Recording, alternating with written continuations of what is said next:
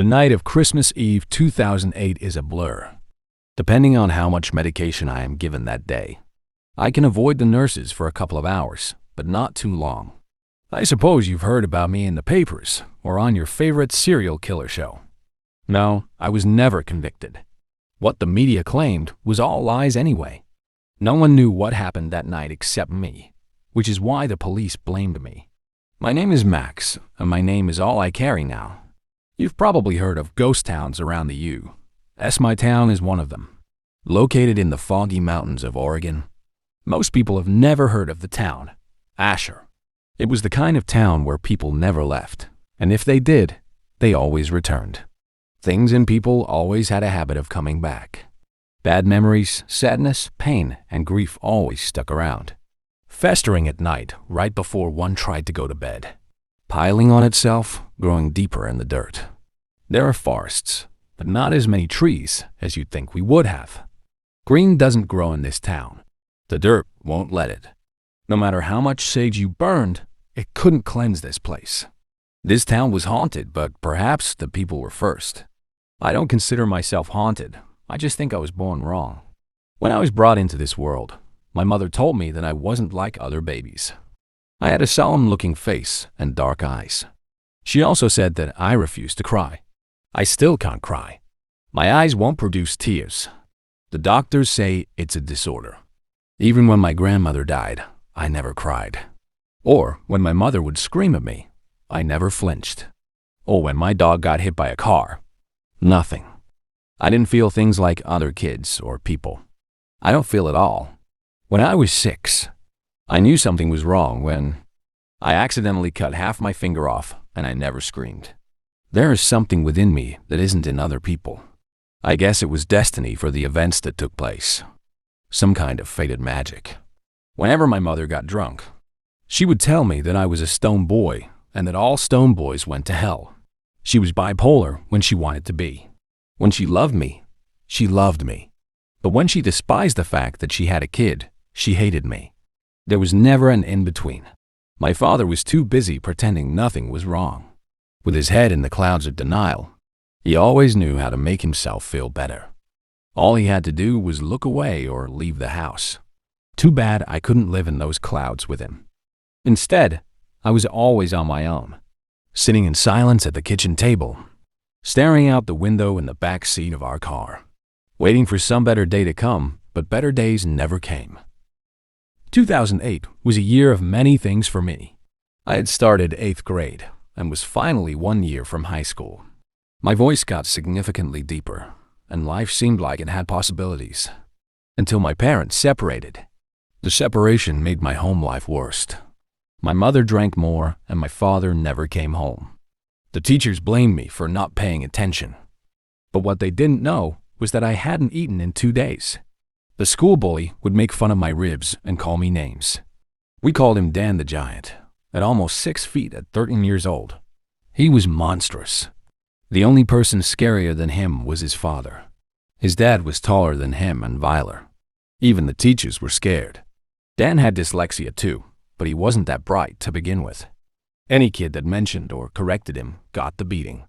Any kid that existed, to be honest, got a beating. Dan stuck gum in my hair the Friday before. Winter break. The teacher had to cut chunks of my brown, curly strands to get it out. My father blamed me, saying I deserved it because I refused to stick up for myself. How the hell was I supposed to stick up to a 6-foot behemoth? They would all get theirs, I promised myself. One day, they would get it. This whole town. The teacher had us all do an exercise. She called it Santa's magic. We had to write a letter to Santa asking what we wanted the most. The other kids laughed. We all knew Santa Claus wasn't real. For a moment, I believed, because I had nothing else to believe in. I asked Santa for something very important. Something I've wanted for a long time. Something only Santa could give me. I was making a can of soup when my mother stumbled through the kitchen, knocking the bowl out of my hand. "Pick it up," she yelled. Not wanting to get hit, I found some towels and soaked up the liquid. My father looked down at me from the living room without saying a word. Instead, he took his coat and left. God, I hated my parents. They were pieces of cow crap, and they knew it. The whole town knew who my mom was by the bars. She would frequent and lose her clothes in. Dan the Giant once told the class that my mother was nothing but a no-good whore and my father a loser mechanic. That was the day I punched Dan. Of course, he punched back and harder. Neither of us got in trouble. The principal didn't want to get involved. That was the thing with the town of Asher. No one wanted conflict. And yet there was always conflict. No one wanted to get involved, yet everyone usually was. I put the soaked-up towels in the basement and went to mop the floor. I was angry because that was the last can of soup. No one went food shopping anymore, and when something did pop up, usually someone took it and hid it. I scrambled through the cabinets for anything else I could find. There was nothing. I teared up, my stomach growling, and I drank a glass of water to appease the pain. My mother sat in the corner of the kitchen with her bottle, laughing. "Where did your father go?" she asked, stuttering over her words. "I don't know," I responded. "One day I'm going to leave this earth and never come back. Then what are you all going to do?" She laughed again. "You're just like your father, small, weak, and pitiful. I didn't want you, but he made me keep you," she chided. "I never wanted kids, but there you were one day. A mistake." "Stop," I muttered under my breath. "Well, what?" My mother replied, vicious as ever. My father came back through the door. He took one look at my mother and went upstairs to his room. "The kids in the town say you're a whore," I screamed. My mother got up from the ground as quickly as she fell back over. "What the hell did you just call me?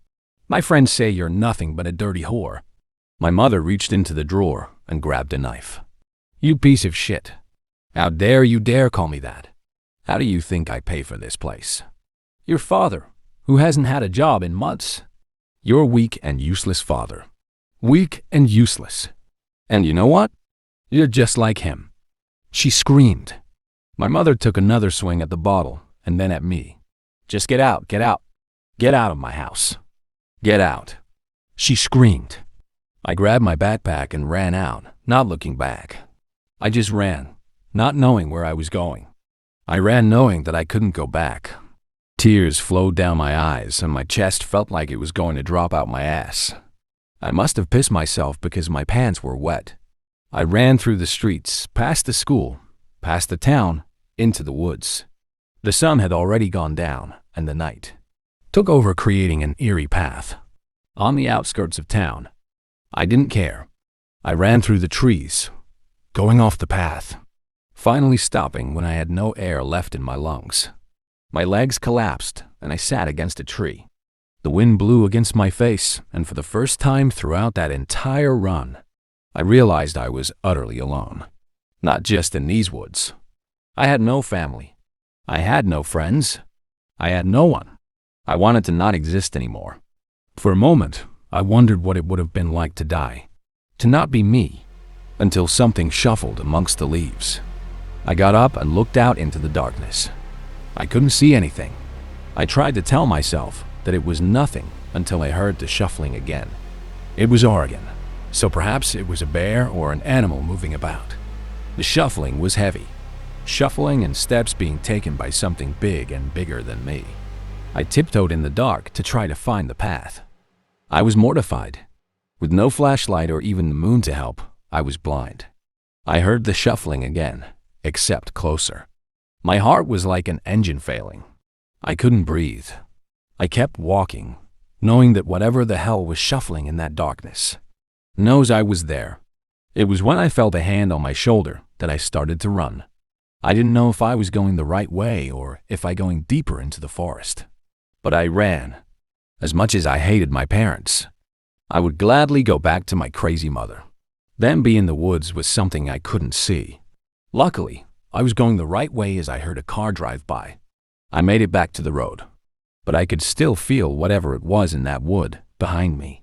I waved at the car driving, screaming for help. I took a rock and threw it at the car. It smashed a window. The car stopped and reversed. "Help me!" I screamed.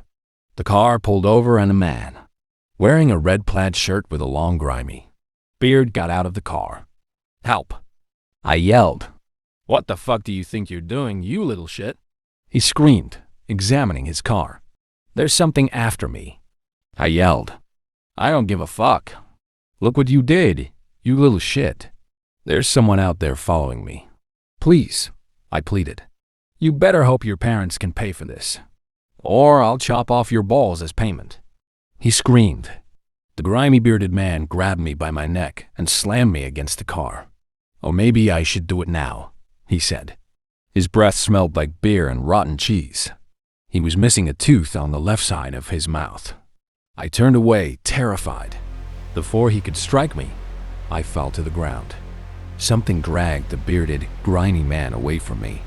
"Kid, get the gun in my car," he yelled at me, blood coming from his nose. I went into his truck and found a revolver under the seat. I could hear something attacking the bearded man. The thing from the woods. I could hear the tearing of flesh and the breaking of his bones. I grabbed the man's phone that had dropped on the ground and put it on flashlight mode. The man was dragged into the woods, screaming, leaving a bloodstain on the road behind. I screamed and went into the car, locking the doors. I didn't know how to drive a car, but I figured it out. I put my foot on the brakes and out the gear and drive. Even though I put my foot on the gas, the car wouldn't move.